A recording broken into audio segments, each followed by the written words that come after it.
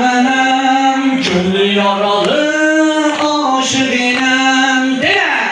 divane benim gönlü yaralı aşık inem ölürüm ama sensiz ben hiçbir şey değilim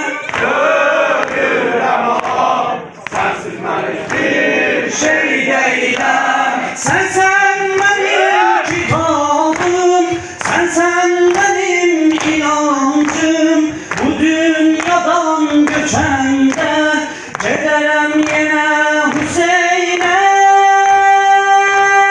divane benim gönlü yaralı aşıkinem